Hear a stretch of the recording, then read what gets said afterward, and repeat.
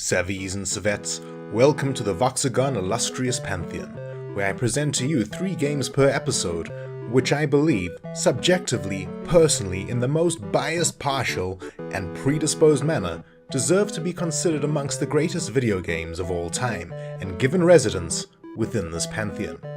All games given accolades here have in some way compelled me, energized me, and galvanized me into their sublime consideration. Whether it be gameplay, mechanics, art, music, narrative, or any combination thereof, these are the elements that allow these titles to resonate fondly within me, despite the passage of time. The titles presented here are not in any particular order, and I would never try to list them in terms of preference. They are all equally accomplished games in different capacities. Further information and store links, if available for each title, may be found in the description below. Let us now open the door to the Pantheon, and see why each title is deserving of its pedestal. Number 1. Always Sometimes Monsters. I almost missed this title when it first came out, dismissing it for its JRPG RPG maker style and aesthetic. Then, out of curiosity, I played the demo, and my world was transformed. Much like the Stanley Parable, Always Sometimes Monsters demo was not a slice of the main game itself, but rather a contained, engaging, fourth-wall-breaking experience of what the main title would be. On the strength of this, and its narrative alone, I purchased the full game. What I thought at first to be a jarring aesthetic, as retro JRPG stylistics have never particularly appealed to me, soon became a dear love as my beanie-wearing, plaid shirt-clad, jean-strutting avatar began her journey, questing across the United States in pursuit of a losing and lost love. If the graphical styling of the game is a barrier to you, but you are compelled by strong narrative, then I urge you to push past that obstacle, as what awaits within Always Sometimes Monsters is one of the finest adventure narratives to be found within this art form. I know I say that often, but the video games that make this list are all exemplars of that in some capacity. The story is human. A destitute artist, a writer, whose craft, destroyed a love, is awoken by this depressing realization, and the human spark ignites. But whether this is to rekindle the affection of a soulmate, if they'll at least have you once again, or simply to destroy it utterly, are all equally probable. The journey of your character across the US is verily your own, and the paths you take equally so. Between the sterling story, you will often find yourself fending for your own survival, as if you were existing in the real world, scavenging money for rent, for food, for a ticket. How does the destitute artist do this? Through honesty and labor, or deceit and criminality?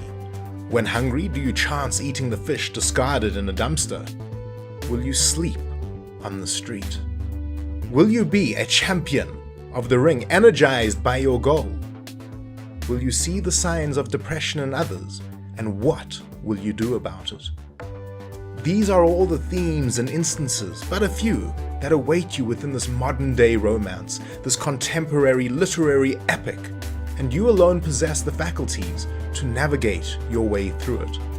Always Sometimes Monsters is also perhaps one of the most inclusive games in the market. From your own avatar to your choice of partner, every combination, every human flavor under the sun has a representation of some sort, and it was encouraging and beautiful to witness and be a part of. Vagabond Dog took a medium of clay that is not generally associated with such narrative, gameplay, and purpose, and sculpted from it one of the richest narrative and journey experiences you are ever likely to have of a realistic, authentic, and adult interpretation of our own modernity and love. And it mixes these qualities together with moments of levity that will leave an essence of your particular journey with you forever.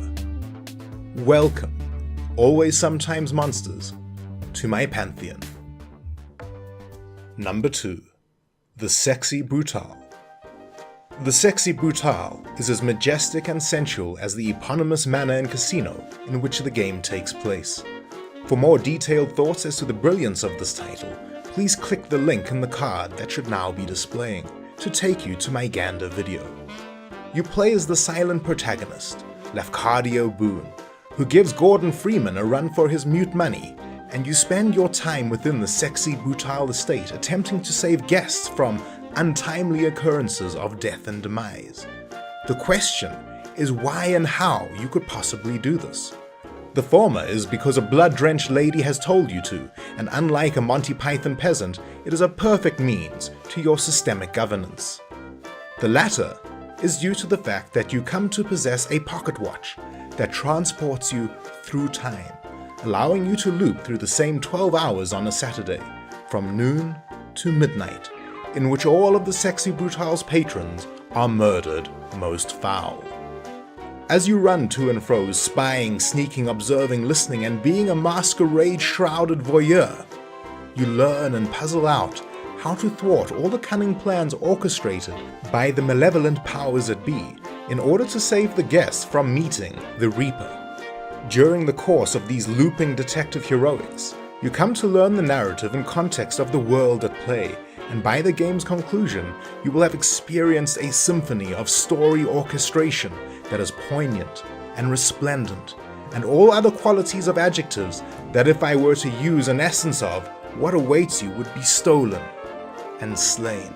And I do not possess a pocket watch to save you from that state of existence. Simply know that with every measure of my love for this art form, it is captivating and moving. And apart from this narrative excellence, the Sexy Brutale is a visual feast for your eyes and honeyed delight for your ears. The developers Tequila Works and Cavalier Game Studios know that art in this glorious modern form is a feast for all the player's senses, and in this isometric puzzle adventure they ensure that you are an Epicurean at the dinner table and plied with the finest foods and fruit. There is a point you reach in the Sexy Brutale's looping, accelerated, real-time, character-scheduled, intersecting, weaving adventure that you suddenly realize what you're playing is something within this medium of art that we enjoy, that we love, that is intrinsically special. For each player it may be different and occur at a different time. It may be the puzzles, it may be the sculptures, it may be a singing voice. It may be biographies written of the guests. It may be the slow unfurling of the story, or it may be the realization that rushes upon you as you place all these narrative clues together and sudden sense swallows you whole. It is not often one can ascribe this epithet to a video game, but with all its mechanical and genre classifiers that the Sexy Brutale is in possession of, it is triumphantly unique and a singular exemplar of what it sought out to accomplish. You are a richer human and a richer gamer for spending time with it. Welcome, the Sexy Brutale, to my pantheon. Number 3. Orcs Must Die Too. Orcs must die. They simply must. They have no other purpose in this realm or any other. They are meant to be shot, boiled, bashed, melted, flipped, knocked, whacked, thwacked, blasted ablaze, butchered, battered, broken, gibbed, dissevered, frozen, shattered, pelted, stunned, shocked, burnt, frayed, fevered, fractured, suspended, sauteed, sliced, slashed, mashed, grounded, pounded, pulverized, and poked into lava. When a video game offers you each and every one of these verbs to do to an unrelenting and ceaseless horde of stylized, savage, wanton foes, is there anything truly greater in life? If Conan were placed into the halls of Orcs Must Die Too, instead of the surplus and variety of traps and magic at your behest and command, not even he, the ultimate barbarian, would have anything to say of crushing enemies and hearing lamentations, for he would be in Valhalla or Elysium, or the own euphoric pantheon of his afterlife, for there would be so much butchering and slaying that even Conan may have found utopia. This is Robot Entertainment's Orcs Must Die Too, a gratuitous, glorious, spectacular, wonderful gore-fest of orc, troll, kobold, annihilation bliss. Their first title, fiendishly called Orcs Must Die, was an excellent one. Orcs Must Die 2 is an exceptional one, the zenith of their genre. It takes all the enthralling gameplay from the first game, infuses it with greater death-bringing and options, and adds a second character to choose, or even a cooperative partner, and lets you loose in a vast array of levels and a campaign that is wrapped in a wonderful comedy of two reluctant and opposing heroes forced together. A true romantic, orc-killing comedy that all greenskins give 2 thumbs down to. It is a third-person action game that sees you, as the player, using weapons or magic or traps to slay waves of enemies, preventing them from reaching your inner portal. And while that does sound dirty, the stylized blood exploding from gibbed orcs is even dirtier and lovelier. Yet the true heart of this take on a tower defense game is that of the traps and the masterful combinations you can make with them. This trap defense title may have you flip a grunt into a spray of acid and then have him knocked onto a pool of hot coals until his body can no longer decide whether it should melt or dissolve. This is the essence of Orcs Must Die Too. It is the purest and best form of the genre that robot entertainment has created. Their latest incarnation, Orcs Must Die Unchained, was, for me, a bit of a misstep, and I could not find similar enjoyment out of the title.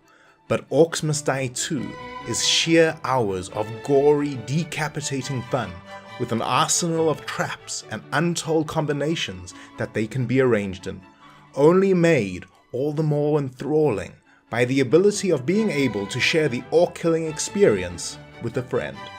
This is video game killing and slaughter at its most cheerful and most fun. Welcome, Orcs Must Die Too, to my pantheon. And these savvies and savettes have been my selection of titles for this first episode of the VoxAgon Illustrious Pantheon. If you enjoyed the video in Gibbing Orcs, please consider subscribing and liking. If you are a sneaky kobold springing traps without keeling over, feel free to hit that dislike. I have been VoxAgon, and I will see you in the next episode. Until we meet again.